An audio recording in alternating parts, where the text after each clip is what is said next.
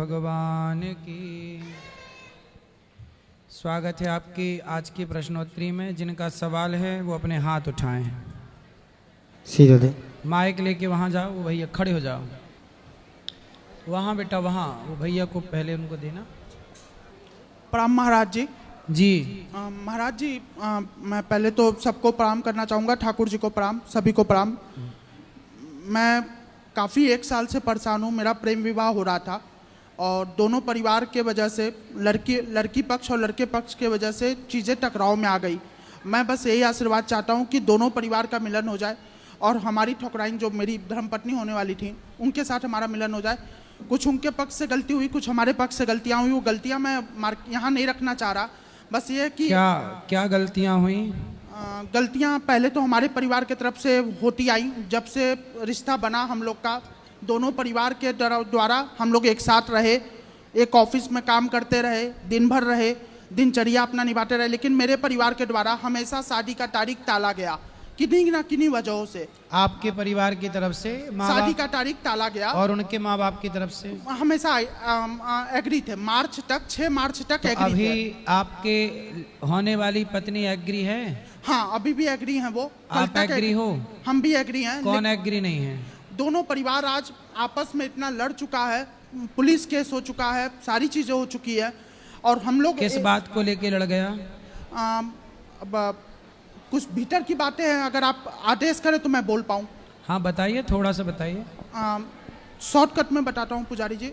जो हमारे ठकुराइन है या जो हमारी होने वाली पत्नी है या जिनके साथ मैं अभी हम सफ़र रहा हूँ, उनके घर में घर में किसी व्यक्ति का आचरण, गलत आचरण था किसी अन्य व्यक्ति से, जो मेरे द्वारा जनहित हो गया, सामाजिक हो गया। पहले से चला आ रहा था, चीज़ें 20 साल से थी। लेकिन मेरे बार बार मना करने पे कि मैं उस घर का दामाद हूँ, आपको कम से कम अब ये चीज़ें रोक देनी चाहिए। मैं कम से कम 2 से 3 बार उनको उनके बेटी के सामने समझाया कि ये बातें मेरे दरवाजे तक ना आए, मेरे घर तक ना आए। मैं हमेशा समझाता रहा। मेरा 5 फरवरी को जन्मदिन था, उस दिन तक समझाया। लेकिन 6 मार्च को जो मेरी ठकुराइन थी, उसके आंखों में आंसू आ गया कुछ वजहों के कारणवश, और मैं रोक नहीं पाया अपनी। और उसमें जाके मैंने हंगामा कर दिया उनके अस्पताल पे, जो हमारी ठकुराइन के घर का अस्पताल है, उनके अस्पताल पे हंगामा कर दिया। और उस व्यक्ति से पूछ दिया कि तुम कौन लगते हो। उसी दिन से हम दोनों में विवाद हो गया, दोनों परिवार में विवाद हो गया। और 10 मार्च को चीज़ें 10 जून को और ज़्यादा भयानक हो गया और दोनों परिवार चीटर बिटर हो गया। केवल ईगो में आने की वजह से लड़की पक्ष के तरफ से लोग कोर्ट मुकदमा करवा दिए कि लड़की को मैं प्रताड़ना कर रहा है, ये कर रहा है, वो कर रहा है।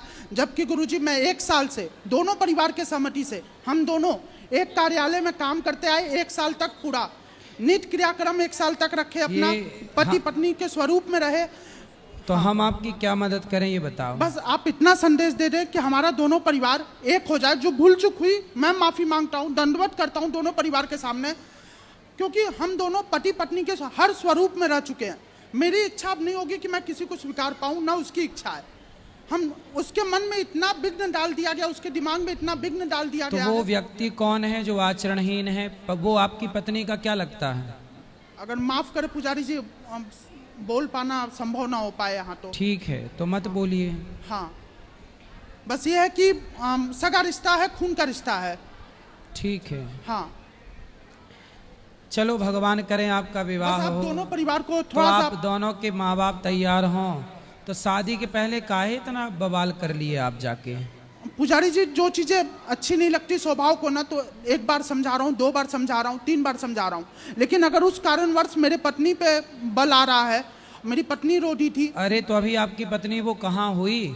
लेकिन हम दोनों लोग एक दूसरे को स्वरूप में स्वीकार चुके थे। ठीक है, हाँ, पर तो स्वीकार कर लिए थे तो शादी करके फिर हंगामा करते। अब क्या करे पुजारी जी, नहीं मन रह पाया, धैर्यता नहीं बन पाई, मेरी मनोबल स्थिति नहीं बन पाया। मेरी गलती है, बहुत बड़ी गलती है मेरी। बस ये है कि आप आशीर्वाद बनाएं, दोनों परिवार को एक राह दें कि दोनों लोग, क्योंकि मैं आज दूसरा एक्सीडेंट हो गया पुजारी जी, कॉलर बोन जा चुका है। मेरी 1 महीने से उससे ना बात हुई है, ना मैं उसको देख पा रहा हूँ। मैं कहाँ है, वो किस हाल में है, मेरे को कुछ नहीं पता। अभी समझिए, आपके यहाँ से हटूंगा, जाऊंगा ठाकुर जी के यहाँ अयोध्या। तो वो अब आपसे विवाह करना ना चाहे तो?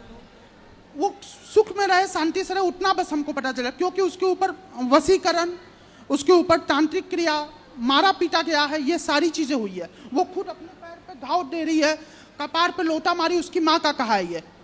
अगर वो दुख सुख में होती तो करीब में होती, लेकिन वो दुख में होने की वजह से उसको अलग अलग जगह भेजा जा रहा है, उसका मोबाइल नंबर बंद करवाया जा रहा है, काफ़ी चीज़ें हो रही है। कोर्ट मुकदमा नहीं करना चाह रही थी वो कोर्ट मुकदमा में आ रही है। चलो भगवान सद्बुद्धि दें आप दोनों को और सब अच्छा हो, यही प्रार्थना है। चलिए सब अच्छा हो आपके परिवार में, यही ईश्वर से प्रार्थना है। राधे राधे गुरुजी। जी गुरुजी, हम पंजाब से आए हैं, हम 8 साल से जुड़े हैं। आपको पहले तो गुरु पूर्णिमा की बहुत बहुत बधाई। आप हम सबके लिए बहुत ही सच्चे और अच्छे गुरु हैं और हमेशा ही रहेंगे। आप जो इतनी सेवाएं करते हो वो कोई भी नहीं कर सकता, ना कभी कोई कर पाएगा। तो हम आपके लिए 4 लाइनें कहना चाहते हैं। दर्शन से तेरी आँखों को आराम मिलता है, दर्शन से तेरी आँखों को आराम मिलता है, किस्मत वालों को ही गुरु धाम मिलता है। मत करना कभी खुद से दूर मुझे मेरे सतगुर, मत करना कभी खुद से दूर मुझे मेरे सतगुर, चरणों में तेरे मुझको सुख तमाम मिलता है। खुश रहो। सुंदर। राधे राधे गुरुजी।